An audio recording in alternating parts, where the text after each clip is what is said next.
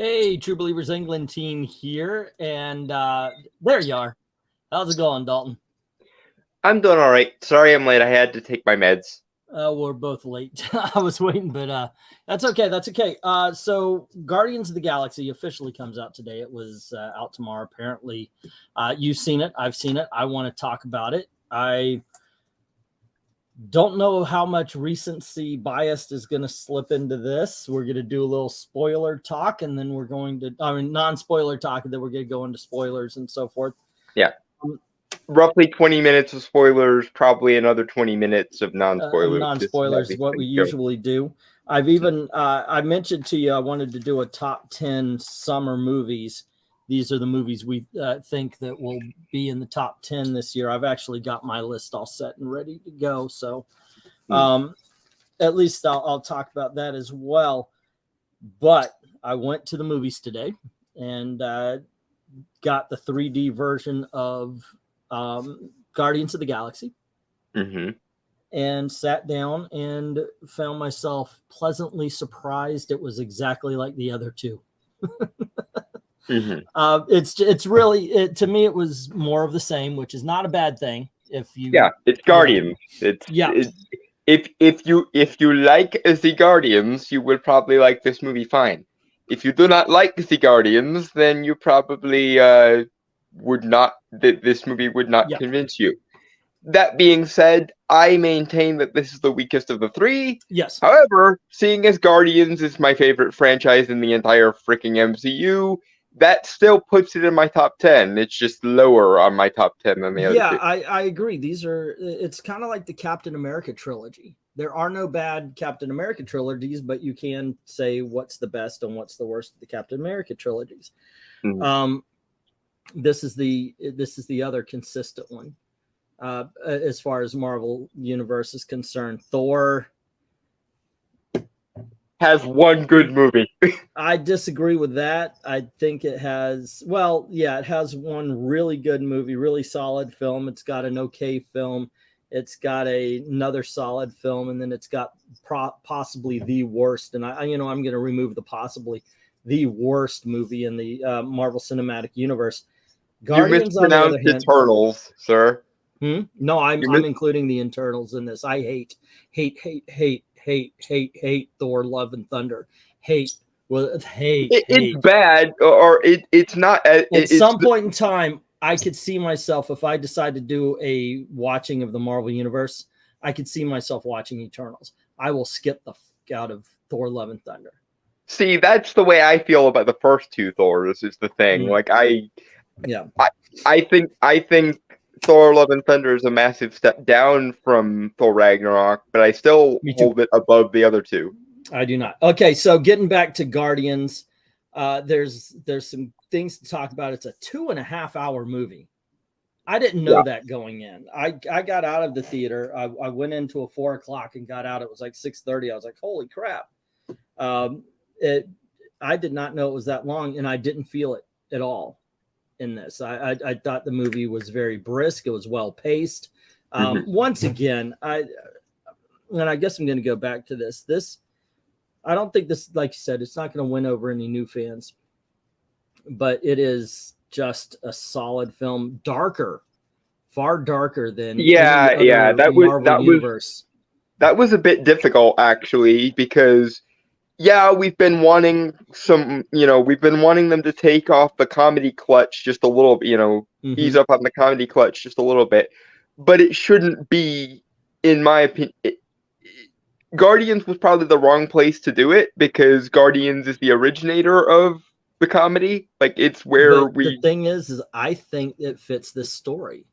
And I think that's the most important. Look, these are a bunch of people who were born out of tragedy, whether it's you lose your family or, which of course is Drax and Peter Quill, or if you are abused by your father, which would be, Gamora and Nebula, or in this case, your freaking scientific experiment. Yeah. I think that everybody's got tragedy. This kind of just delved into it, and they paid respect to Rocket's tragedy by letting us know what it was really like by letting us know what he went through.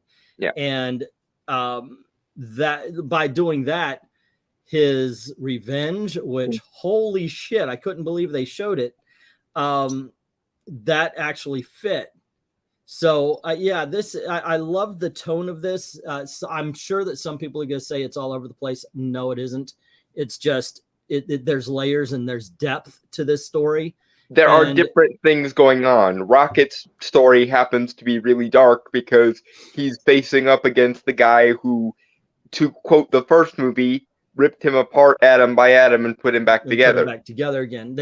They show that a little bit, but mostly when they're showing, they really do. You get to see the Guardians' reaction to it because they get a video of what happened to Rocket. Now the setup, and this is not a spoiler. This is just, you know, you're not going to get any. Oh my gosh, yeah. This is right at the beginning. They're on nowhere, and the Guardians of the Galaxy, it's their home base. They're the ones taking care of it now. We saw that in the Guardians Christmas special, which, by the way, is referenced in one of the end credit scenes. Loved it. Yeah, yeah. So you see them on that when, and everything's going okay except for Peter Quill is drunk all the time because of the loss of Gamora. She's still alive.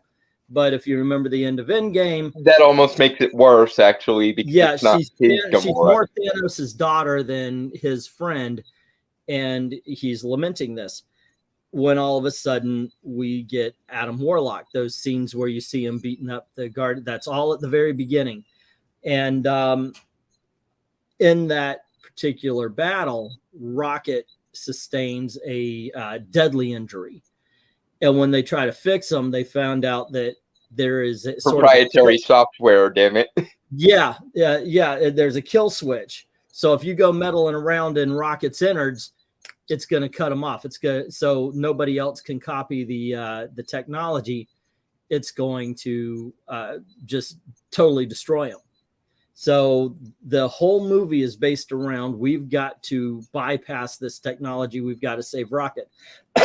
Which would make you think that Rocket's not in the movie. He is, because there are flashbacks, and you get his story, how he was created, his his raising, and then of course him becoming his own creature. Yeah. So you get that story along with the story of the Guardians of the Galaxy. Now, Rocket with Guardians, you only get towards the end. So it's all very Dr. Moreau in space, basically, is the long and short of it. Yeah. Let's go over a little bit of I brought him up. Will Porter, or whatever, as Adam Warlock. Poulter, fine. He was actually pretty good in it. Anytime he was on screen, I just was like, okay, yeah, that's cool. Give us more of that. About that, I guess this is as good a point as I need to address the elephant in the room. I know he's a child, and I know he was undercooked in accordance with the sovereign technology and everything, but Adam Warlock is stupid, and I dislike this. Yeah, I don't think he's stupid. I think he's naive. There's a difference. Well, okay, but he is growing, and he does learn, and he of course has his own tragedy. But I don't think he's I don't think they play him as stupid. They play him as naive.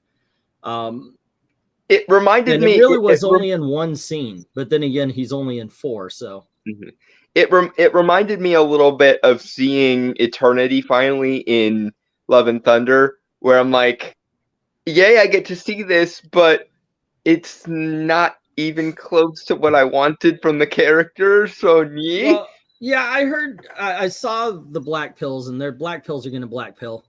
And they were talking about, this is something along the lines of, this is like bringing, their whole thing is it's too late to tell a Adam Warlock story, which I think is complete bullshit. Well, it would have made more sense to have him in Infinity War, to be fair, but yeah. Well, the thing is, there were stories with Adam Warlock before the Infinity Gauntlet. There were stories after the Infinity Gauntlet. Get the fuck over it. This isn't the comic books. That's my, and I'm going to stand by that. Get the fuck go over the fact that this isn't comic book movies. Or the comic books themselves. I'm going to give you a clue here to all the black pills that are saying dumb shit like that. None of these movies are one-to-one copies of the goddamn comic books. Stop digging it out like you're making a point. All you're doing is fucking whining like a little child. That being said, that point I actually get, because it does seem a little bit like an anticlimax to have Adam Warlock show up for the first time after his two biggest storylines. It's complete bullshit. It's bullshit from the very fucking beginning. What are you going to do with him? Write the end game. Write Infinity War. What are you going to do with him? He's a brand new goddamn character. You're going to make him take over from all the others? Is he going to take Captain Marvel's place? Captain Marvel was a bullshit character in Endgame and Infinity War. I'm telling you, these aren't the comics. It's just like, oh, boo-hoo. I'm not getting a one. No. What you do a freaking second. It's whining. What you do is you have him do what Bruce did, essentially. You have him be the one to warn everyone about you wipe Thanos. Out the Hulk. No, I don't say you wipe out. I don't say you wipe out the Hulk. I say you have him serve the function of being the one to tell everyone that Why would you start with him? Who the is he? So instead of introducing and telling the story of Thanos, now you're going to tell the story of Thanos and Warlock because you have to introduce that character in the big movie. I'm telling you, this whole boo-hoo, it's too late to introduce Warlock. It's a bullshit. He's the shadowy figure counter-pulling Thanos' strings, as he always has been in this storyline. Except you wouldn't be able to do that. You would need another movie or two. No, you wouldn't. It would have trashed Infinity War. They introduced Black Panther and Spider-Man in Civil War, and nobody batted a freaking eye. Yeah, and then when they were in Infinity War, okay, fine. Yeah, like I said, you can't go, but oh my gosh, it's so sad. Warlock's not in, now he's in this one, but you're not going to fucking like it because I'm not gonna like it because they also didn't do his personality correctly, because they're pulling the he's still a child, he still needs to learn thing. He's not the guy who can out-posh Doctor Strange. He's not the epic figure of like space opera caliber and so on and so forth. That's what I wanted. Space operas, and that the Marvel movies were never space operas. Now they were supposed to go more into the cosmic, and they were supposed to go into stuff like that. But once again, whiners and the black pills, man. Oh, are you done? Oh, I'm so sick of it. Blah blah blah. Shut the fuck up. I'm gonna stand by that too. I'm sorry, but I don't want to go back to 72,000 cop buddy movies and all that kind of crap. I'm finally getting superhero movies, and all I hear about is we're tired of fucking superhero movies. Well, I am certainly not saying that. What I am saying is, even in the context of the MCU, this is out of character for a sovereign, who Adam Warlock is in this universe. No. Oh, is he he's one of the one of those golden people, the Sovereign, right? Yes, he was introduced in the post-credit scene of Guardians 2. His cocoon, yeah. In the cocoon. And the Sovereign are genetically perfect and all wise and crap. So they were shown to be petty and vengeful. Well, yes, but they're petty because they're posh twits. But that's neither here nor there. Kind of acted like a posh twit. You yourself said he was stupid.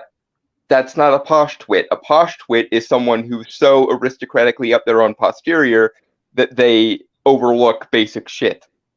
But that's not Adam. But anyway, we are veering way far off. Yeah, and I'm falling out of my chair, so I'm gonna have to do what you need to do. Okay, so yeah, I didn't mind Will Porter as Adam Warlock. Obviously, Dalton did.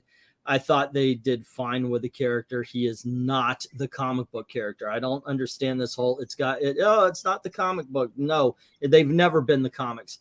This is not the 616. And a lot of them have gotten close, though. To be fair, how much Kevin Feige even says it's the 616. It isn't.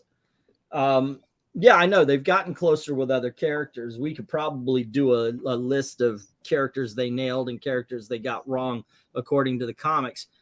You know what? Maybe this is where I win over the Black Pills, maybe over you, Dalton. But maybe this is where I win. I watch Gotham, and I could watch Gotham for Gotham. I watch Smallville. I can watch Smallville for Smallville. Smallville doesn't have to be the comics. Gotham doesn't have to be the comics. The movies don't have to be the comics. I've got the comics. It doesn't have to be a one-to-one, but the spirit still has to be there. Is where my threshold is. The spirit still has to be there. The characters still have to get the experience to be Warlock from the comics. He's literally born yesterday. Yes, but if he was like all the other Sovereign, genetically pre-programmed with all the knowledge he needs, which they explicitly establish in the movie, that the reason why he acts this way is because he's undercooked. Right. Then he could have come out basically as he didn't because of those reasons. He could have come out dignified and refined, and if not wise, at least knowledgeable, like pre-programmed with the knowledge he needs to eventually become that character. And you could still do him being born yesterday puts him at a strategic disadvantage because he doesn't actually have like life experience and stuff. But it would have been done in a way that would have made more sense for the character, instead of this worked this way for every other member of this race, but because we need this guy to act stupid, he's undercooked because reasons. All right. Meanwhile, it doesn't serve the character. It pisses off all the fans of Adam Warlock. Serve the character within the movie. It doesn't serve the character as you know him from the comics. Well, then why call him Adam? Why call him Adam Warlock then? Same thing with Mesoamerican Namor. Why, as we say, if you're gonna change so much about the character, why have him still be the character? Change that much. You could still call him Adam Warlock because they didn't change that much. A character's personality is important, goddammit.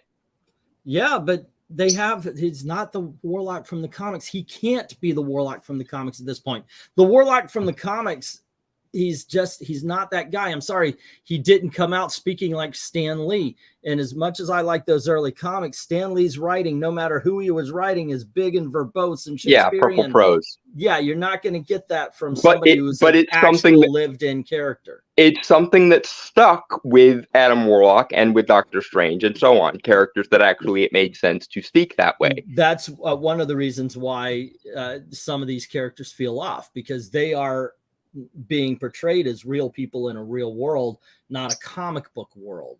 If somebody literally talked like Stan Lee writes, you would look at them like they're out of their board. I hate to burst this particular bubble, but I am very high in the vocabulary.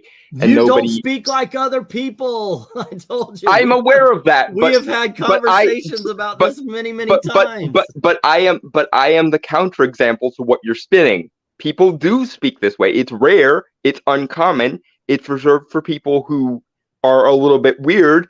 But you know who would fit that bill? Characters like Adam Warlock and Stephen Strange. One Slick is mentioning being pre-programmed with knowledge is not the same as learning experience. Yes, and that's why I say you could still do the naivete story or the being out of his depth line. We've spent 10 minutes on Adam Warlock here. One thing I will say is he did learn. He is actually one of the characters who has an arc here where he ends differently than he starts, not just with his actions, but with his personality. I don't want to wait 3 movies for him to be recognizable is the thing. And I get the get to watch. Hopefully we get more Adam Warlock. I get the worst feeling that I'm going to wind up waiting 3 movies to make the character recognizable as I would understand him. I'll have an even worse feeling that you're never going to see him again.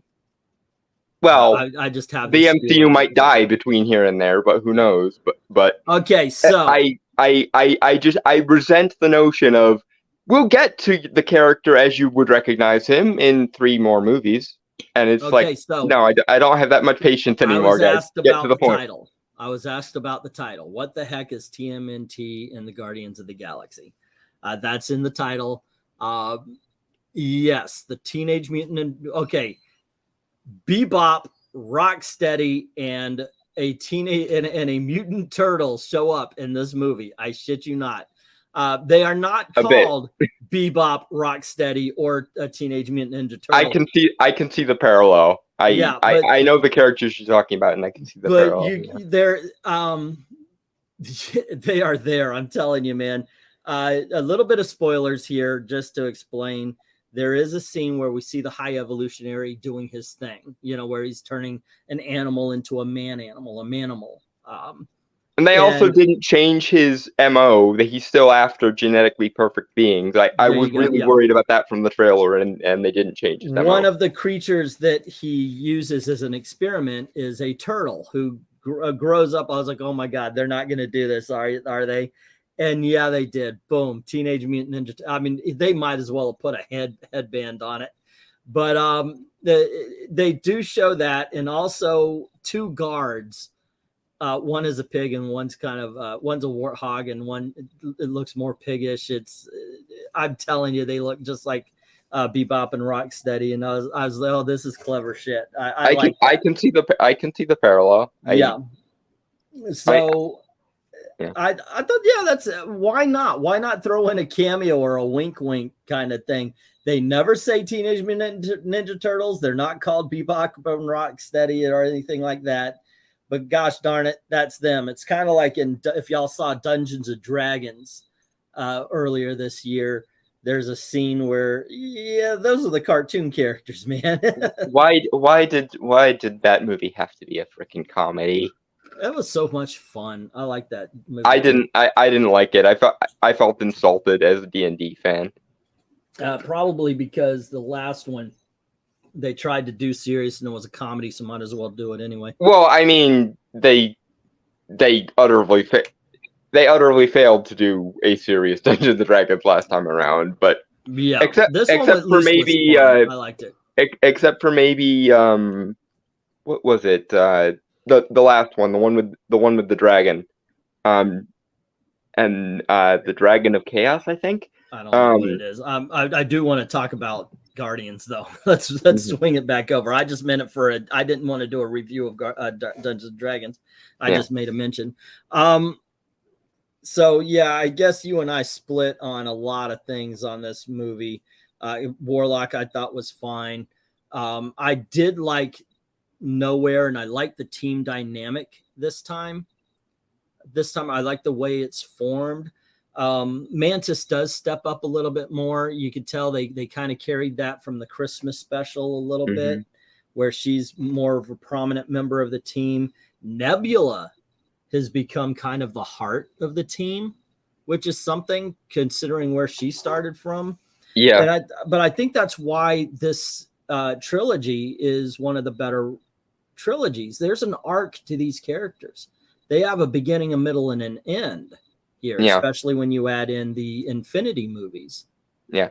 I wish that, speaking of that, I wish that they had kind of let Nebula and Quill commiserate over this being a different Gamora, because that is something that I thought was missing. Was Nebula is Gamora's sister, so if Peter is feeling this way, it doesn't have to be as over the top, but shouldn't Nebula also kind of be feeling that same way of like, well, at the very least, you're not my version of my sister. Kind of at the very least, she knew this Gamora before Peter knew the Gamora he met.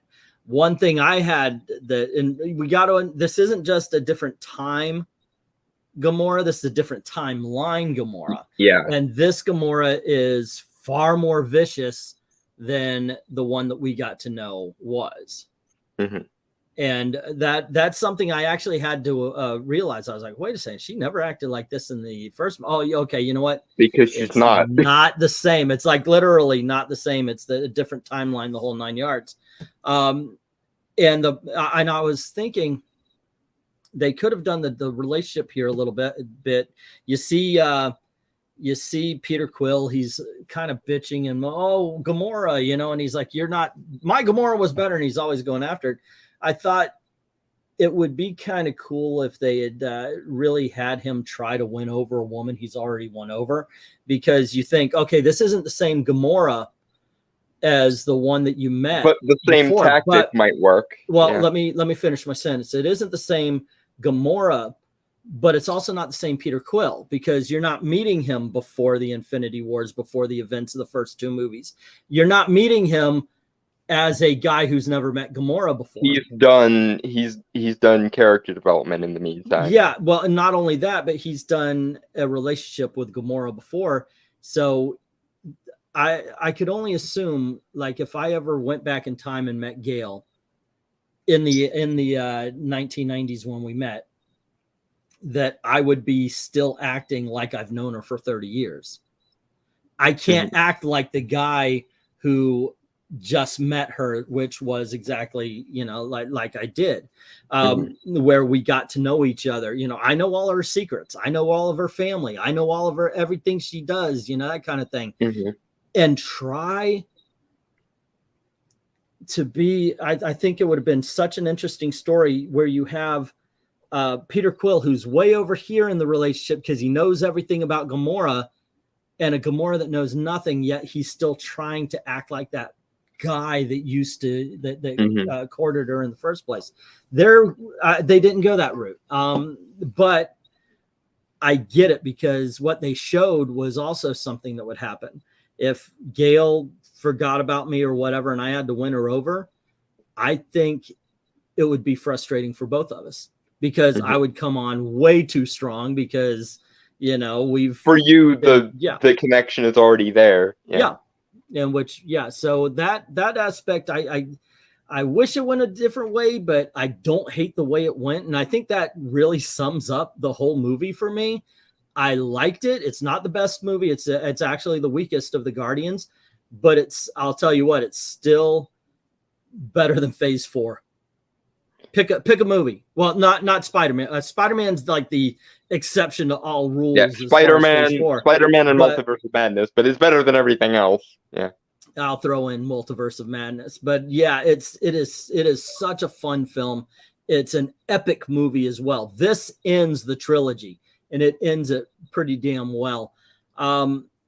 What else can we talk about without spoilers or anything? I guess we should talk about the big baddie. Let me get some comments here. What if the High Evolutionary wasn't as maniacal, standard fare villain? They kind of went in that direction, but I still think they did well with him.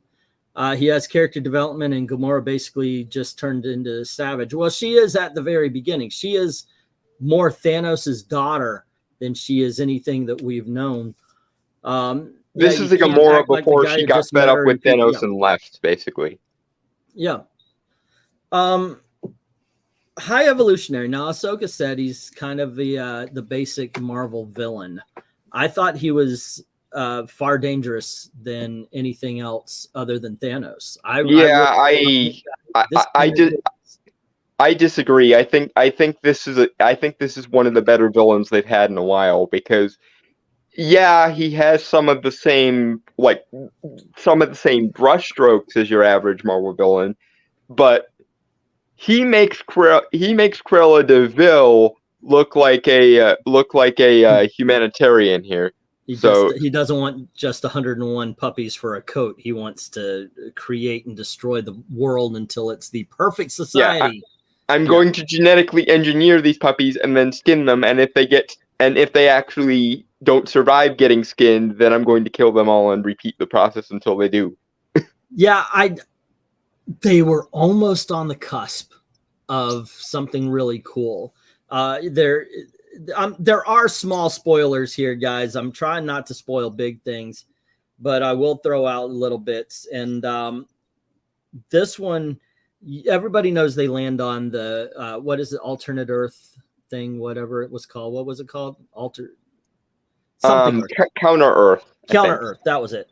And they are driving in a car. They're going to go confront. They're going to go confront the High Evolutionary.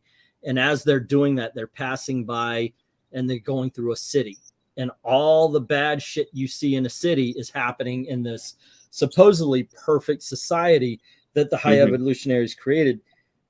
And it's brought up to him when the High Evolutionary gets on his horse, and he's like, oh, yes, the perfect society. Quill throws it back into his face that they saw plight. Look, kids, look at all the plight.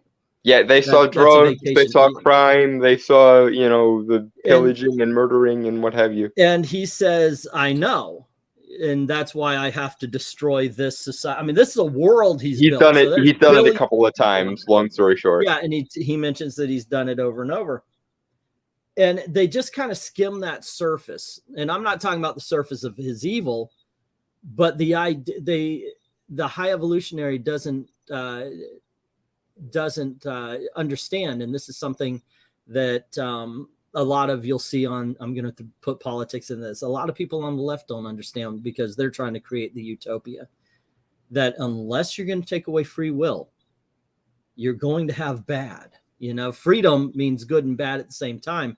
The high evolutionary wants to create a whole bunch of creatures who naturally will be perfect, which is one of the reasons why we have Adam Warlock kind of being the other side of this. Adam Warlock is supposed to be the perfect of what were they called again? Sovereign. The Sovereign. He's supposed to be the perfect specimen. He comes out, looks great.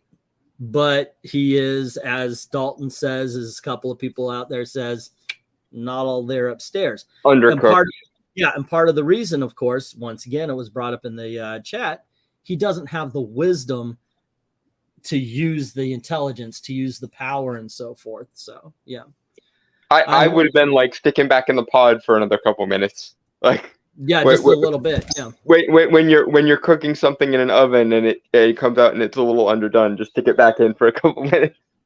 Couldn't we have done that? His projects, but became obsessed with. Well, yeah, he definitely became obsessed with one. Let's see. He is eugenics. He is eugenics as a concept manifested into a person, says Ahsoka, and that's the high evolutionary. Well, I mean, he always has been. That's what he does. Yeah. Hey, Bianca, what's up? Though outside of his maniacal phase, he has been kind to his projects, says Universe Man. Wait, I said that wrong. Univerized Man. So, okay, there you go. All right. I took the glasses off. Once again, I hate the glare, so I take them off, but then I've got to go get way too close to the camera and squint. Yeah, okay. You know what? I'm going to say this. I'm going to use my channel rules to override here and say, guys, we've been speaking for 30 minutes. You guys get it. You like the film, right? I like it. It just happens to be the weakest of the three. Right. But it's like A, B, and maybe B minus or A plus, B plus. Yeah. What would you? It's an A plus, an A minus, and now maybe a B plus. Yeah, it's a really good film. I had a great time with it. I enjoyed it. It is not the perfect film, but it is a really good movie, and I will watch this again. And I will do it on purpose, not just because, hey, it's Gail's turn to watch it as well. I probably would give it an A minus, and this is first time out, so by the end of the year, maybe it's changed, maybe it's higher, maybe it's lower. But for right now, I'm going to tell you, you're going to have a good time in this. And if you've seen the last two in the theaters, don't skimp. You don't want to watch this on a freaking TV screen. I saw it in 3D. I'm glad I did. I want to see it in IMAX. Yeah, good times. Good times with that. That being said, let us talk about Rocket and his relationship with High Evolutionary, and we are going to go into spoiler town, kids. So we might actually lose one of the 4 people watching. We have not gained a huge audience on this one. There shall be spoilers from this point forward. Right. So as it was mentioned by Univerized Man, High Evolutionary gets obsessed with Rocket Raccoon because he noticed Rocket Raccoon saw a flaw in the High Evolutionary's machines and fixed it himself. Young. He was able to look at something that he had never seen before and figure something out. With all of his other subjects, even the ones further up the evolutionary ladder that he's created, they have learned through they only do what repetition. they only do what they're programmed to do, basically. Right, and they've learned from repetition rather than unique problem solving. And so he wants to study Rocket's brain. Now, this is why Rocket has to leave, because he tells High Evolutionary tells Rocket that you know what, you're not going to be in this utopia world I'm creating. I'm going to cut your brain out. I'm going to study it, and we're going to kill all your friends. He doesn't exactly say that to Rocket. He says it to the people around Rocket. Yeah, kill them all and take his basically brain out. you're my greatest triumph, so I'm going to figure out what went right with you and universalize it to my next batch of creations, basically. And that's why Rocket has to leave. Of course, in trying to leave, all of his friends get killed and he goes off on his own. One of the things this also shows as far as High Evolutionary in the movie that I loved, there is no, and once again, it was something that I think they touched on. There is no perfect society. The High Evolutionary from the very beginning has tried to create the perfect society, But the thing is he's not satisfied. Every time he does something, he's not satisfied. If he got his hands on Rocket and he studied the brain and he fixed the thing and he was able to put the elements that he needed to create another person who thinks like Rocket, he would still look at that thing and go, not good enough. And well, that's a part about the High Evolutionary that I think you have to figure out for yourself, because they do not mention that other than his actions throughout this movie. Go on ahead, Dalton. Here's the other thing. Whenever the High Evolutionary spots a significant enough flaw, he just goes scorched earth and wipes the slate clean and starts over. I think one of the other aspects of this is the High Evolutionary doesn't believe in patience. He doesn't believe in incrementalism. He doesn't believe in allowing things to possibly grow of their own accord. It's just like, well, I tried this, it didn't work, back to the drawing board. I tried this, it didn't work, back to the drawing board. And I think the irony of it is, if he was patient enough to, I don't know, make a society, then wait 1,000 years and come back and inspect it, I think they would please him more because they would have actually had the time to learn. Yeah. And that's one of his greatest flaws. So a lot of the flaw in what the High Evolutionary is creating is in the flaw in the creator. You know, it's the, what is it? We used to say computers don't make mistakes. And it was only true unless you don't bring up the fact that humans create the computers and humans are flawed. To use the programming lingo, crap in, crap out. There you go. Let's see. Though outside of it, okay, we've read that one. Universe saying that makes him. Okay, I read that one. He was a father figure to Adam, Quicksilver, and Thor. Are we talking about the High Evolutionary? In the comics, yeah. Oh, in the comics, okay. Let's see. Ahsoka saying, I mean, it's the weakest of the three, but it's a C+. You're grading it lower than we are, Ahsoka. Basically middle of the road when compared to the rest of the Marvel Universe. I disagree. No. Okay, just a little sidebar. Middle of the road, A-OK Marvel Universe. Like, I liked most of the Marvel Universe. I did. I'm that guy, and I'm not ashamed to say it. I really liked most of the Marvel Universe. But which one that you would say is mid? Like, you watch it, it's good, it's bad. Okay, I don't hate it. I'll watch it if it's on, that kind of thing. The Ant-Man movies, the Spider-Man movies, with the exception of No Way Home, and as much as Maranya's going to kill me for this, Iron Man 1. The first one? Wow. Yeah. Okay. I guess actually Iron Man 2 for me, as far as that's concerned. I can watch it, it's fine. I don't hate it. I actually enjoy it. It's just, I would find that to be the middle of the road. Like, I really like the Ant-Man movies, the other two, because they're more, they're heist films. One of them is freaking What's Up, Doc, with superheroes. Yeah. It's a lot of fun. Middle of the road to me, though, I got to tell you, bring in the TV shows. Loki is middle of the road to me. Falcon and the Winter Soldier is low. It's bad. Mid, yeah. I think you're being a little too nice to that. That's well, you know, I bad. think What If is possibly the second worst thing I, produced. I know, and you're clearly wrong, but never mind. But middle of the road, yeah, middle of the road to me. What would that be? Yeah, like I said, it's got to be Iron Man 2 for sure. But the others, I actually kind of like them. You know, I like the Spider-Man movies. I like the Ant-Man movies. But I think that if I don't know, I would have to look. But yeah, Iron Man 2 is the first one and the one that really sticks the landing. Mm. Yeah, it's just it's okay. It's fine. I see it as the baseline. That's kind of why Thor I get Dark mad. World.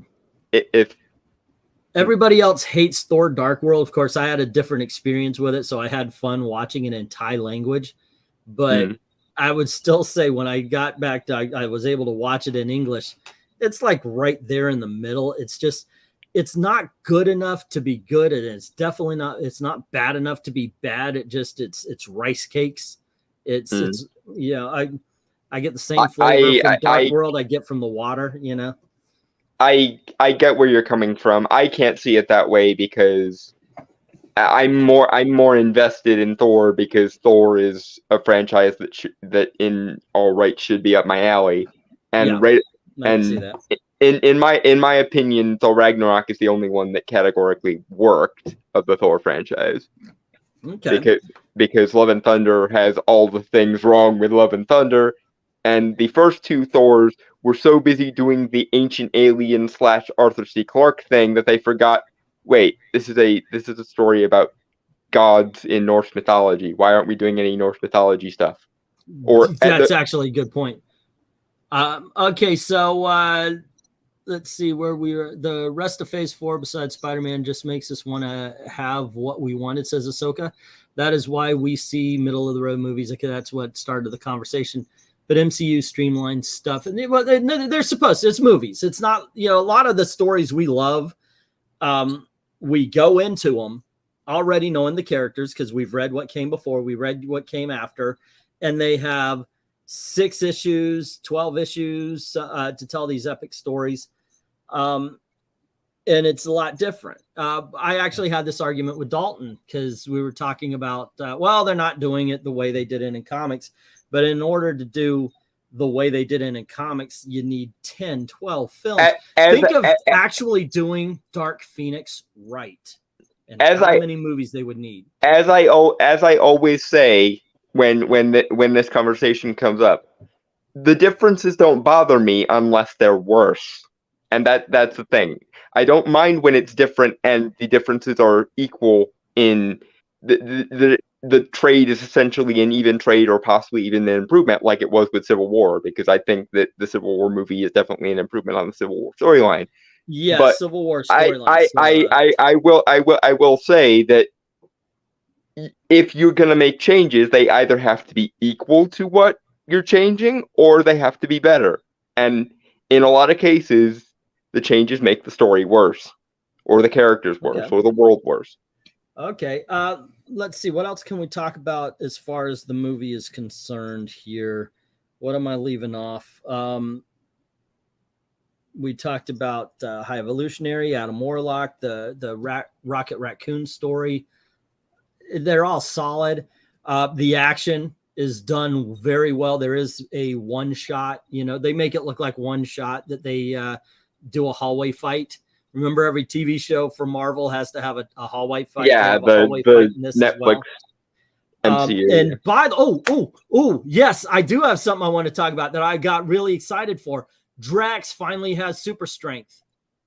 He's supposed to be super strong all throughout, and I got to tell you, I have not seen him do things that made me think he's super strong.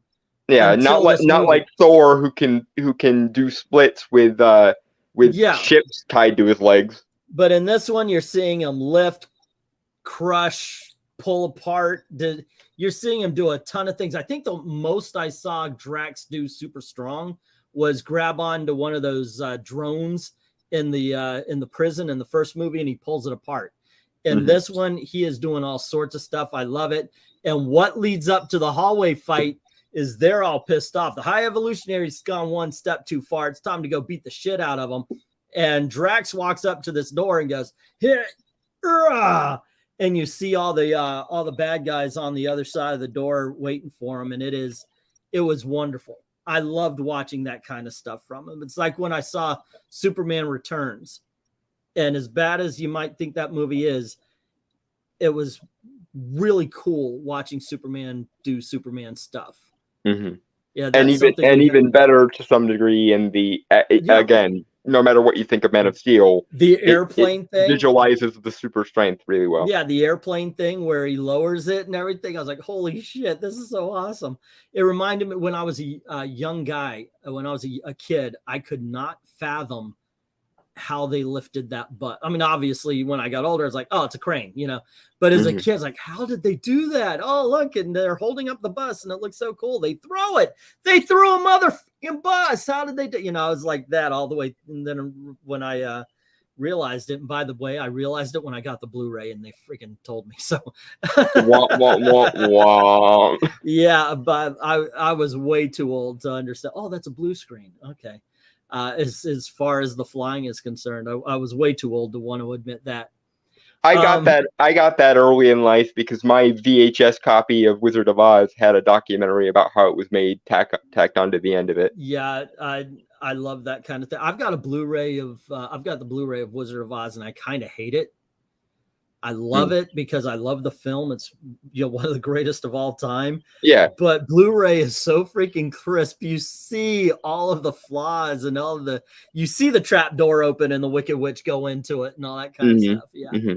So it is like that. I love the fact that they do show the superpowers of the Guardians of the Galaxy.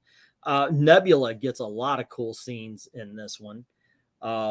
Peter Quill, one of the greatest things I thought about in Infinity War is how he handled himself against superpowered beings with all of his gadgets and such. And there he is. He's got his guns and he's doing this hallway fight, and you see him shoot a disc, shoot a disc, shoot a disc. And at the end of the hallway, he just and all these guys electrocute and fall. You know, it's just done so well.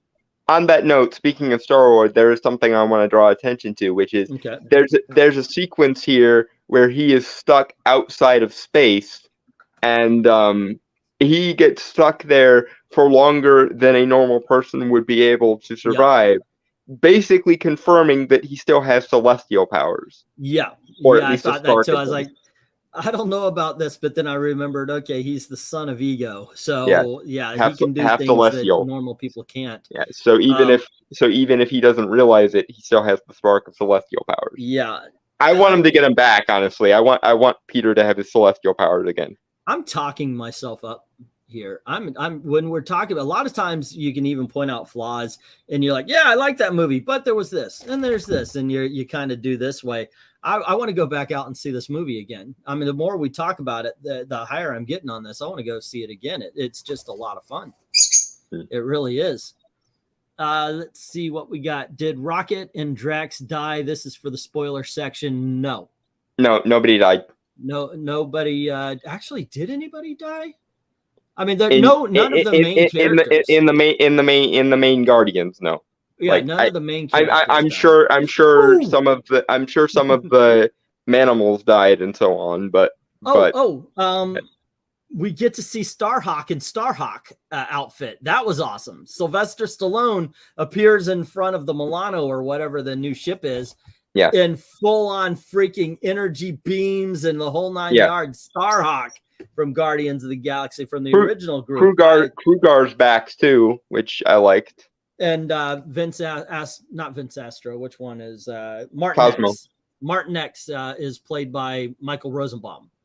I liked it. I wish they kind of included the original Guardians a little bit more. I was, when they were calling for help, I was hoping that the original Guardians would come in. But that is one issue I have with the ending, and it's a minor fanboy gripe thing.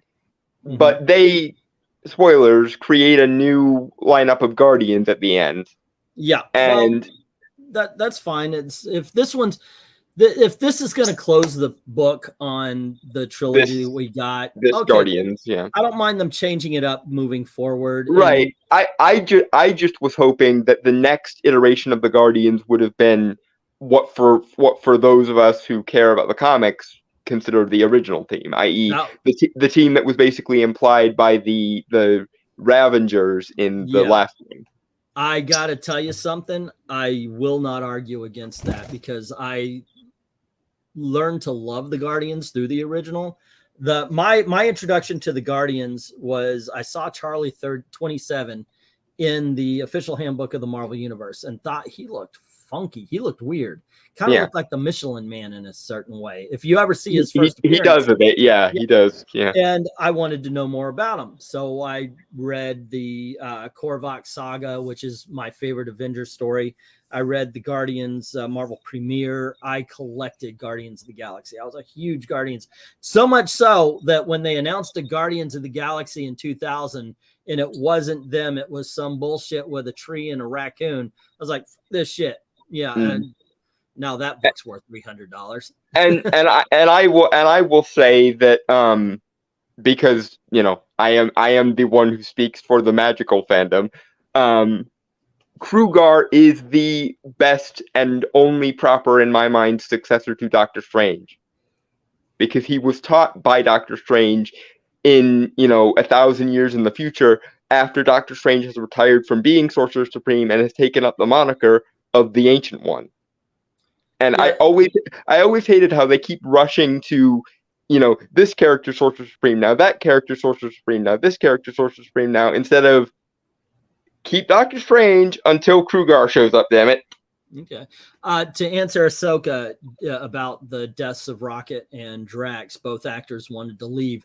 They handled it in a way where they could continue the Guardians by saying, like, Peter Quill wanted to go and find his family on Earth. His grandfather's still, let's see if his grandfather's still alive, and kind of connect there. Mantis kind of wants to do the same thing. So she goes off on her own, and Nebula is going to run nowhere and asks Drax to help her. And Rocket's like, wait a second, what happens to the team? And they said, you're the leader now. You figure it out. Yeah. And so the implication is that Rocket Raccoon and Groot are still in the Guardians, and now they've got Adam Warlock and Crackler and Rose. Kraglin and Phyla-Vell. Phyla-Vell? I think that's who it's supposed to be, the perfected humanoid that the High Evolutionary made. I think she's supposed to be Phyla-Vell, I think. Even though that's nothing like her original backstory. Did I miss something in this movie? What are you talking about? What scene does Phyla-Vell come in? There's the character who was running on the giant hamster wheel. Oh, okay, yeah. All right. Well, she wasn't introduced at the end. So I didn't assume for her to be one of the Guardians. Maybe somebody that they come up with later. But yeah, and the dog. So Cosmo. Yeah. And by the way, Cosmo was kind of the breakout character in this. Yeah, not a bad thing. Not a bad dog. No. Apparently, calling a dog a bad dog really hurts their feelings, and Rocket or she insisted they stop. It's very adorable. Now Dr. Strange brought a smelly throne room Sorcerer Supreme. Let's see, post credit. The post credits, we had one scene. My goodness, I forgot the first one. But the second one was just this. It was to tell you the legendary Star-Lord will return. And the whole thing is he found his grandfather. And now he's just sitting there eating cereal with him, talking about how he's paying somebody to mow his lawn, even though he's a able-bodied 45-year-old man and so forth. It was absolutely one of those.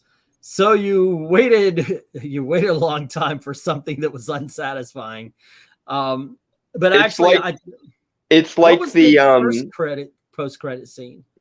I think that was the one where they're all standing and Giant Groot is in the background, right? The new assembled team. Oh, there.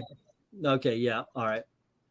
And then that was also where you got the grandfather, they're having a conversation. The grandfather's reading a newspaper, and the front page is Kevin Bacon's tell-all alien abduction story. And which alludes to the Christmas special. Which, by the way, if you have not yet seen it, Watch it. So freaking good. Watch The Thing. I love that Christmas special. That will be something I watch every year, and probably more so because I kind of want to watch it now. It is thoroughly entertaining. If you want to know something, Star-Lord is still just a child in terms of his understanding of Earth. That is actually true. He even mentions when he gets into a car and he can't drive right away. He's like, I was 8 when I left Earth. Yeah. So, Arrested Development, anyone? Yeah. So now he gets to go and discover a lot of things. Probably be a little disappointed that some things are going to be harder to do because you've got all this future technology that he's so used to. It doesn't help. Yeah. Yeah, overall, like I said, I think this is a fun film. I enjoyed it. While we're talking, I'm actually getting more excited for it. I want to see it again. That doesn't happen all the time.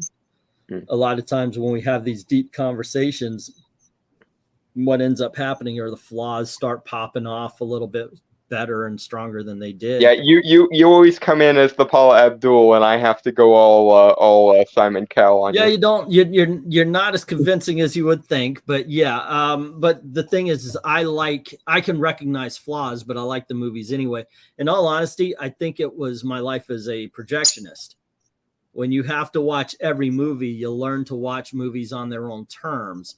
I mean, otherwise, not all films are The Godfather. Sometimes you're watching the Olsen twins try to freaking make it to a rock concert, and you want to shoot. Oh, remember when the Olsen twins direct-to-video empire was a thing, where like every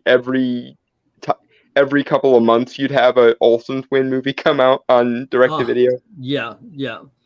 Let's see. Well, it's the end of the Guardians arc, but now everything Gunn established must be used by someone else. Hopefully they do. I don't want to see a freaking Last Jedi kind of thing going on where, we're going to subvert your expectations. No, don't do that. Don't do that. Yeah, no, my expectations are like they are for a reason. Knock it off. Let's see. Rhaegar, I would say go see this on the big screen. There's a lot to look at. We even skipped over one whole heist. Yeah, there wasn't anything at all about Nathan Fillion and all that. Right. Yeah. We kind of stuck to the main plot, I guess. Yeah. Well, yeah, that was it's kind of a fetch quest. You can play Guardians. You can play Guardians of the Galaxy 3 as a video game. You need to go over here to get the key. Now you need to go over here to get the pass. Now you need to go over here to get Rocket. Now you need to deliver him to here. So it can be played like a video game. And one of the levels is a live base. It's actually made of tissue. Yeah, the High Evolutionary makes a ship out of living flesh, tissue. Yeah, basically. Yeah. And Nathan Fillion plays one of the guards. That man is. How dumb does Marvel and DC have to be that he is not one of their heroes? Put him in a thing, damn it. I know, right? I mean, he's freaking brilliant in this.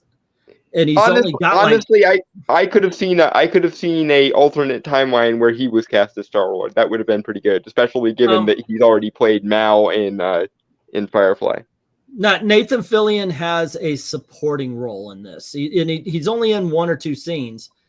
He plays the head of security for this kind of a Stargate kind of thing that's made out of living tissue and everything. But there is it houses the files on everything that the High Evolutionary has ever created. So they need to go there to get Rocket Raccoon's files. And by the way, I loved basically. Yeah, I loved it when the Rocket admits that he's a raccoon. By the way, that was a badass scene. So, but he's got a running joke, Nathan Fillion, throughout his scenes, which I got to tell you, I liked. I liked this one. So, Anywho, I liked it, but I probably won't be revisiting it for a while. yeah.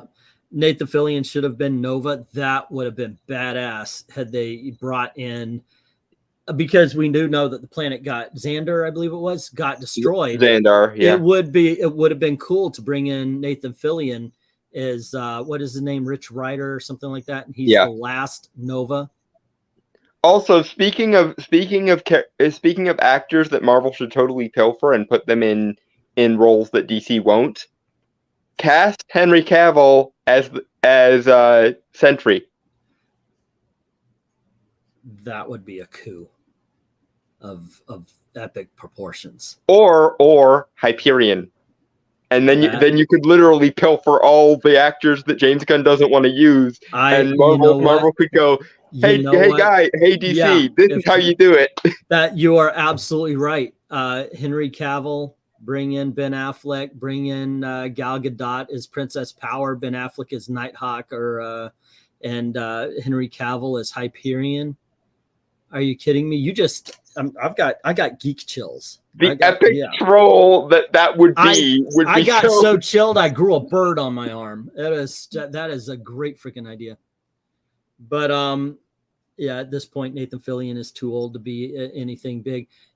What Nova would have fit is another character in this, because it would be kind of like Robert Downey Jr. in the Iron Man outfit. You know, you let the special effects do most of the work. Am I right, Bird? Thank you. Okay. dead silent. The one time you want him to speak, and he's like, "No, know, right? I will not be compelled to speak." There you go. All right. A really good version of exploring Rocket Raccoon's origin is in the Telltale series. Yeah, I want to. Haven't played it yet. Want to? I'm really into Telltale games. On my PlayStation 2 or 3, whatever I've got, 3. I've got all of. I'm like not Guardians, but Game of Thrones, Back to the Future, the Batman's, everything. I've got so many of the. Jurassic Park has one. Let's see what else we got. Look at my comment above, Rhaegar's comment about I think the Rocket at least should have died, more or less, because his voice actor stated he's done with playing Rocket and being in the movies. But here's the thing with them leaving it open ended, which is why I like it, because they didn't die. If the actors change their mind in a couple of years, they can still come back. Yeah. I have to say, though, I understand comic books, they don't die. The movies, you can kill them. And I think it's about time to kill some superheroes. Look, I don't want superhero movies to go away. I don't feel this, what are they calling it, when the superhero fatigue? I don't feel it at all. But I do realize that things need to change. One, superheroes need to understand, people making superhero movies need to understand that we've seen superhero movies now. You can't just, here's the character, blah, blah. You need to do something with them. Yeah, the writing also needs to improve. And by that, I think it would improve if they understand what character you're working with. Now, Ant-Man, love his films, except Quantumania, because they were, and pun not intended, smaller stories. They were more personal stories. Spider-Man needs to be the friendly neighborhood Spider-Man. They're getting too big. Bring it down a little bit. Same problem with Batman movies. Batman was getting bigger and bigger, and they always do this. Let's start off with a villain. Now we'll put in 2 villains. Now we have 3 villains. Okay, now Batman's buried. The movie is weaker for it. And what ends up happening? We get Robert Pattinson. You have one villain, one bad guy. And it's incredible because you were able to tell a personal story. This movie, for as big as it is, for as epic as it is telling a small story. About the team dynamic / family dynamic of the Guardians. So or Rocket's daddy issues. We feel it as a personal story, and that's what makes it strong, and they need to know this. Do things, even though it didn't work, do experiment with movies like the New Mutants. New Mutants tried to go a little horror, but they backed off a bit. But I'm thinking, okay, if the character can fit horror, or if you have a horror story Multiverse to of Madness did it better, and go with then it. yeah, there are characters for whom that would work. And No, here's the in Multiverse of Madness, there were horrific scenes, but I never thought it was a horror film. Yeah, and here's the other thing. For as much as people whine and moan and complain, all the superhero movies are the same, herder. You guys have to remember that they're not all supposed to be the same character. They're not all supposed to be Tony Stark, but this time with a different gimmick. They're supposed to be their own individual characters, which means they should have their own individual personalities and worlds and quirks. You agree with that? Cheap. No, now you're not going to do it? Okay. He doesn't do it. He's like, I am not going to cheat for you. I will cheat when I have them good and ready. Dr. Doom should be played by Cillian Murphy. That's not a bad pull either, right there. Honestly, I think they wasted Maz Mikkelsen on Caecilius. They should have saved him for Doom. Yeah. You know what? Cast him anyway. Yeah, they cast him anyway. They can double, especially because Doom usually doesn't remove the mask. Yeah. Yeah, I agree. He'd be pretty good for it. Okay, so yeah, we've been at this one for 1 hour 6. I think we've gone through Guardians. It's a fun film. I like it more. You said what was it, B+ for this one? You think? Yeah, I think B+. And I'm around the A-. And once again, I may watch it and it goes down. I may watch it goes up. I save that reservation for that it might change by the end of the year. One thing I kind of wanted to do, unfortunately, we didn't get a chance to do this. I'm gonna bring up. I wanted to do a top 10 movies of the summer. So I want to get this on record, if you don't mind, because I did this myself here. And these are the movies that I think are going to make the top 10. And this is box office. Mm-hmm. Not the best or worst, which would actually be a whole different list. I think what do I think I'm going to enjoy most and so forth. But this is what I think the box office is going to love. Everybody else. So I went through and I checked out everything. I had a fight with myself. Is Stephen King's Boogeyman going to be there as an kind of an alternate? What about Barbie? Have you seen the previews for Barbie? I have. I don't know where that one is going to land, honestly. I think it depends on how cynical they are about it. If they actually deliver a Barbie movie that actually is optimistic like Barbie is supposed to be, I think it'll do well. If they go all sorts of feminist commentary and crap on it and be all cynical and, oh, look, the naive character is being thrust into the cold, hard, real world thing, that's probably going to not do so well. Well, I didn't know who was the audience for Barbie. And so I had to leave that out. I had to leave Boogeyman out. Now, just to give you a heads up, usually summer starts at the end of May, but Marvel's kind of made May the beginning of the summer. beginning of May. So Guardians of the Galaxy is the first film, and it goes all the way to about the second, maybe third week in August, and that's when summer is over, at least for the movie season. So this beginning of September is when they start to switch towards fall movies and Halloween movies and stuff like that. Hey, Cartoons and Comics, what's up? I'm not paying to watch a Stephen King movie, but I'm not opposed to watching it. Top 10 movies of summer, Avatar 3. So here's what I came up with. My number 10, and this is because I look at it. I am not somebody who grew up with the cartoons.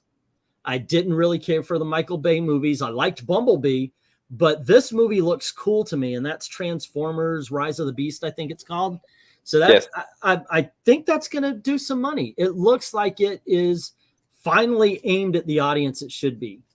Like the first 3 movies or 4, however many they had, were aimed at dude bros. Yeah, they were aimed at people who were kids in the 80s. I think this is aimed at people who are kids now, and I think that's good for it. I don't know, because Bumblebee is probably the best Transformers movie we've gotten, and that didn't do well at It all. didn't do shit. So I'm so, hoping. So I wonder if people are just burnt out on Transformers because of all the Michael Bay movies. I've got it. I got it at number 10. So I put it on there, but I put it last. My number 9 film is the adult pick, the mature movie pick.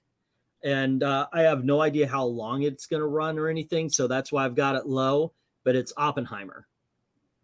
I have not heard anyone who's seen that preview who isn't excited about this. I didn't even know they were making an Oppenheimer movie. Yeah, this looks good. It's Chris Nolan.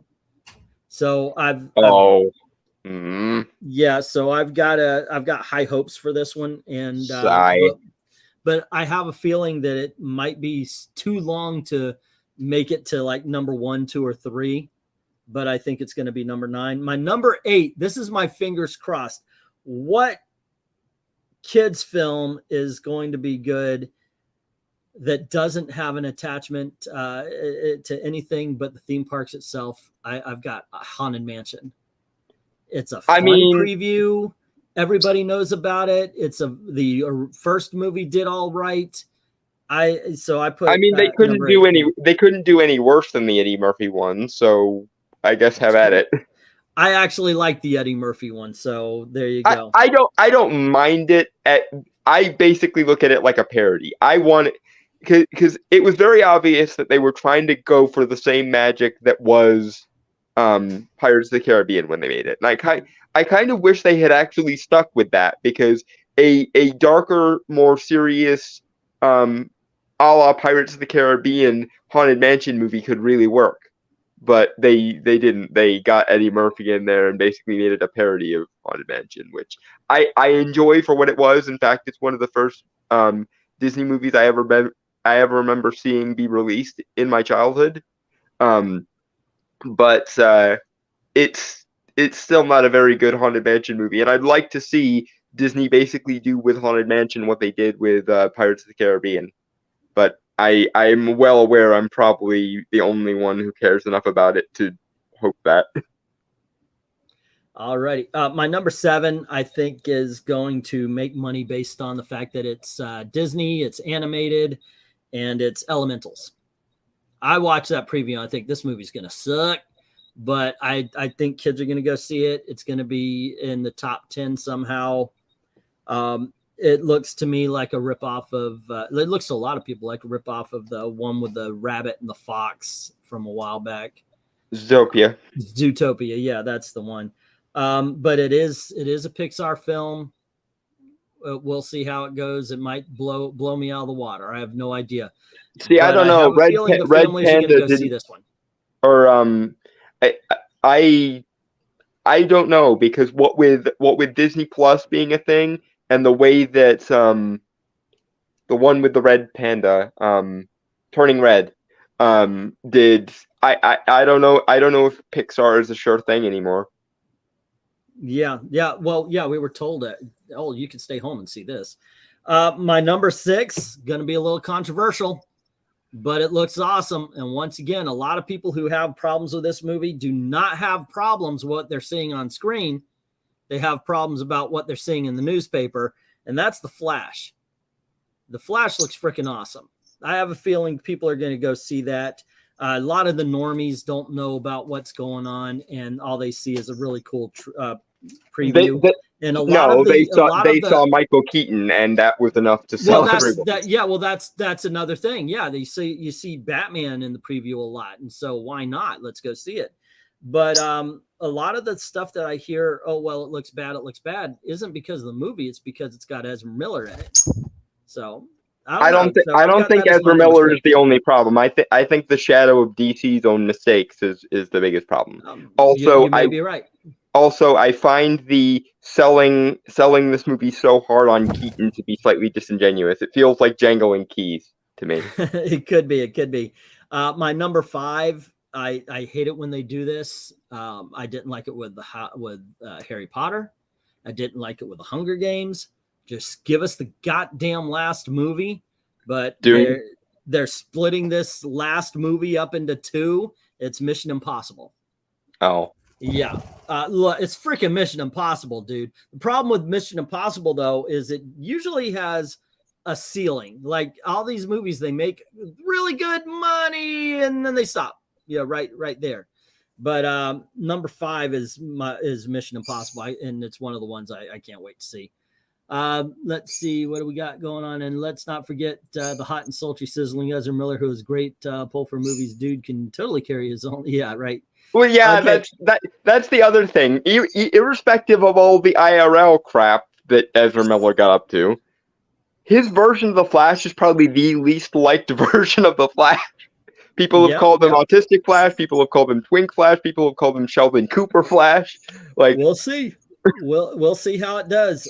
Hey, this is me putting it out there, man. If y'all could disagree or agree, that's one of the cool things about doing this. I wanted to do it as kind of a content. I would have loved to have done this with Venkman, Rob, you, and me, and seeing which team could get the in the old Extreme Movie Show fashion. But alas, those golden days are gone now. Number 4, we have talked about a Spider-Man movie being the best of Phase 4, Spider-Verse. Yeah, that one I agree with. That one is probably going to do gangbusters because a lot of people slept on the first one, and then the minute it hit home video or streaming or pay-per-view or whatever, it's hard to find anybody who cleaned up. So yeah, I expect it'll do extremely well, especially because it actually references No Way Home, which credit to Sony and poo-poo Marvel, but they actually got the MCU's numbering frickin' right. All righty, my number 3. I don't like this franchise. I honestly, the last time they went into freaking space, it's ridiculous, it's stupid, but everybody but me, everybody but me tends to like this one, so I'm not gonna sell it short. My number 3 was Fast X. Oh yeah, that one's gonna do $1 billion easy just because China likes it so much. Regardless. Figure. I think they're dumb and they haven't been good since the first film. So yeah, no, I never really got into the Fast and the Furious movies, period. But so I'm completely on the outside of this, but the world doesn't revolve around things that I like. Were so, but you know. Yeah, the thing about doing this, going to some Spider-Verse looks too choppy, and I don't like the art style. The thing about setting up a top 10 box office, it's not really about do you like it, do you not like it. It's do you think the audiences will like it. Yeah, it's which is going to be successful. What has the best variables going for it, basically. Number 2, I've got Guardians of the Galaxy. I think that it's got. And here's another thing that helped me make the decision here is what is it going against? Like if it was and if it's a Mario Guardians of the Galaxy, no, Mario is not going up against Guardians of the Galaxy. Mario is 17 weeks old. It's and it still might put up a damn fight. No, it's not. It dropped in the freaking 30s for a month, percentage wise. Now that month is up. It's the thing is it's way too far. For Guardians of the Galaxy, it's up against what came out next week, and it's up against what comes out in the next 2-3 weeks. I think you might be underselling it here. This movie has a 3-week lead. There's nothing that fights this movie for an audience for 3 weeks. Again, I think you might be underselling Mario. Mario's had its time. It wouldn't surprise me if Guardians follows the customary 60% in its second weekend and Mario retakes the top spot. It genuinely wouldn't surprise me. The hell out of me. I you know what? I kind of want to see that, but look, Guardians of the Galaxy, the first thing to really challenge it is Fast X on May 19th. So it's got 2 weeks clear. After that, I didn't even realize it's coming out that soon. Then Guardians is. I said prior to it coming out that I think it might be the lowest grossing of the 3, and it's probably still going to be the lowest grossing of the 3. Okay, so you think I should have put Fast X above Guardians? Probably, yeah. Okay. My number 1 is a film that nobody here wants to see. And I mean that. See. Nobody wants it. But for fuck's sake, these movies make bank. They make godful bank. Yeah, it's The Little Mermaid. My number one, the pick, I think the movie that's going to be the biggest is The Little Mermaid. Buy previews, because we all know we've seen the previews, and we don't like the previews because it's dingy, it's dirty. Keep the race swap out of it. The movie looks like shit. But yeah, so it's not did good. The Lion King. So did every other freaking movie before. Beauty and the Beast looked like shit. All of them looked like shit. It wasn't that bad. I'll defend Beauty and the Beast a little bit. Ugh, oh, you're hurting my heart there, dude. But yeah, the movie that I hope I'm wrong, but number one, I think of the summer, it's gonna be Little Freaking Mermaid. I don't know. I think even the normies are getting sick of the live action remakes now, and what with the fact that half of them appear on Disney Plus now, I don't know. Hey, maybe. I'm thinking The Little Mermaid will wind up performing in the same vein as like Mulan. Okay. So what do you think is the number one film of the summer? Of the summer? Yeah.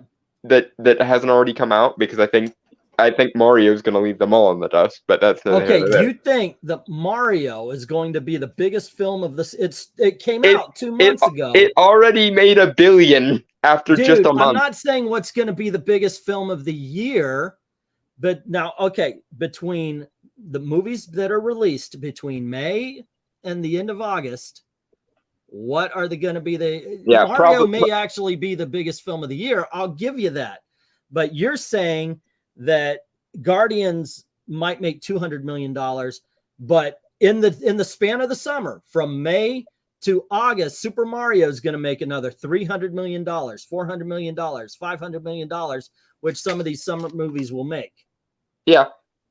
You think that that's plausible? You think that they're even going to have it out for 3 to 6 months?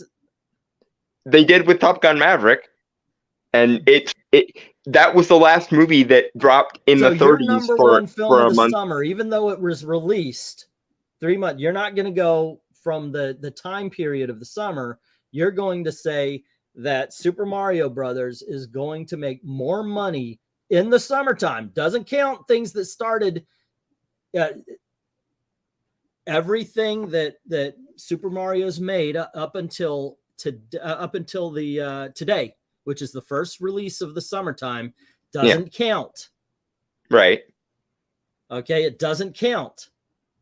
But you're saying from today until August 18th or 24th or whatever the last, you think that Mario is going to make more money than any other between today and the end of August than any other movie that's coming out this summer. Yeah, it wouldn't surprise me if it got to if it got another 700 by the time 700 million it's done.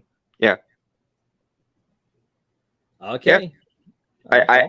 I think it might make it to like 1.6, 1.7 billion by the end of its run. I'll put you down there for it. But if we're not counting Mario, probably Fast X, just because you shouldn't count Mario because it's movies of the summer. So that means movies that between today and the end of summer. But you're like, nah, bring in Mario. But Mario is going to be on VOD in 2 months, dude. Yeah, and it'll probably still make money. But nevertheless, if we're not counting Mario, then Fast X. I would if I were you, I would not count Mario.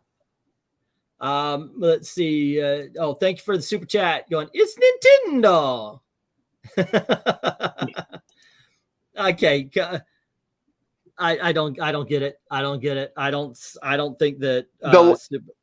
The last movie to only drop in the 20s and 30s percentage wise per week was Top Gun Maverick. So and that was an adult movie and not explicitly a family movie. So I expect that Mario probably will make another 700. It passed $1 billion this week, so by the end of its run, I'm predicting somewhere between 1.6 and 1.7 billion for its lifetime gross. Okay, let's see. What did it make this week? Domestic. I want worldwide. I've got it's telling me like different countries, like in America, but I'm looking for worldwide gross this week, not cast and crew, all-time rankings, related stories. Let me go to domestic, international. You're counting worldwide, I assume, right? Yeah, it crossed the $1 billion threshold this week internationally is what I meant. Okay, it's got 2023, but can you do? No, it's just doing yearly. I'm looking for like what was this week's take, because right now it's at $1 billion. Okay, it made 40 billion domestic this week. I don't know what it made internationally. No, 40 million, not 40 or 40 million, but yeah. Okay. But it made 40 million domestic this week. There it is, weekly. Okay, so it made $40 million. And you think okay, so you think that it's going to continue this? Yeah. I think it'll have a slightly larger drop this week because Guardians is coming out. But again, it would not surprise me in the slightest if Guardians suffered the stereotypical 60% drop in its second weekend, and Mario was able to take back the top spot. Okay, if that's where you're going. Once again, thank you very much for the super chat there, Rhaegar. I think you didn't even pick a movie that started in the summer. The whole point is to pick a movie that like I say, if we're not counting Mario, I say Fast X. But okay, I would go with that just to give you a shot. All right. This is going to be really funny if it turns out I'm right, and you have to at the end of August be like. Once again, I'm not talking about for the year. I mean, I'll agree with you. Right now, Super Mario Brothers is set up to be the biggest movie of the year. We don't know what's coming up. I don't know if anything is powerful enough to bring it down. I honestly don't. I don't think so. But to make the same amount as a summer movie within the summer, even though it's been out, because it's made its $1 billion. Yeah.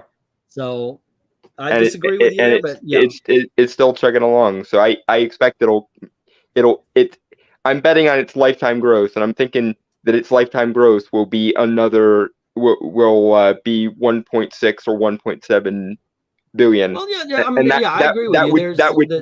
That would mean it makes another 700 million in the summertime. So there you go, guys. But once again, to go down, my number 10 was Transformers. Number 9 is Oppenheimer. Number 8, Haunted Mansion. Number 7, Elementals. Number 6, The Flash. Number 5, Mission Impossible. Number 4, Spider-Verse. Number 3, Fast X. Number 2, Guardians of the Galaxy. And the first one is Little Mermaid. Now, I am I'm willing to say I may be picking Little Mermaid 1 year too late because, as it's pointing out, the Dylan Mulvaney of it all. You know, the fact that people are getting tired of Disney as a company. I won't go to the theme parks anymore. There's so much stuff I want to see, or I will. Saying I won't is bullshit. Hey, Zach, what's up? We're going to have to review it one way or the other. So, yeah, we're both going to have to see it. Everyone's top 5 winner gets free shipping. That would have been a great idea before we knew the guy, because I like that idea. I really do. I think that's a good idea. Okay. All right.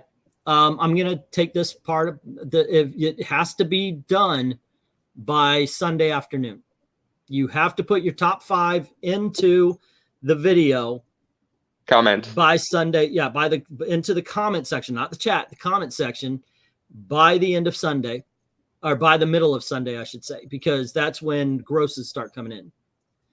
And because we already know Guardians is going to be out. We already have that. So we'll do that, and I'll give free shipping to the winner. Top 5. I've got my top 10. You guys can have the top 5. If you want to do top 10, do top 10. How I'll judge it is, of course, how many you got right on your on the page. And then how accurate. Yeah, do top 10, not just top 5. Do top 10. Which one is more accurate? And meaning, like, if you've got 8 of the 10, how many were in that spot? Like how many do you, so it'll be how many are on the page that you got right, and then how accurate you are as far as where everything goes. Because I have Little Mermaid on my, maybe it comes in at number 9. You never know. Alrighty, so and the winner gets free shipping. There you go. All right, cool. I like that idea. Anyway, thanks for hanging out with us. Listen to us rant about Guardians of the Galaxy. Listen to us argue about Adam Warlock. That was kind of fun. In the top 10, I'll separate this section and put it in as its own video. A video, yeah. Have them put in dollar amounts for the tiebreakers. Oh, that's too much, man. Nobody can guess the dollar amounts. That's going to be too much. I used to do that. Me and Rob used to play that game. It is pretty rough. The winner gets chicken dinner. Not from me. I'll eat the chicken. All righty. So you guys have a great time. And as always, thank you very, very much for watching. Tomorrow we got an auction, 8 p.m. Eastern. Don't forget about that. Good stuff. All right. I'll talk to you guys later. Have a good time. And as always, thank you very, very much for watching. See you. Cheers, guys.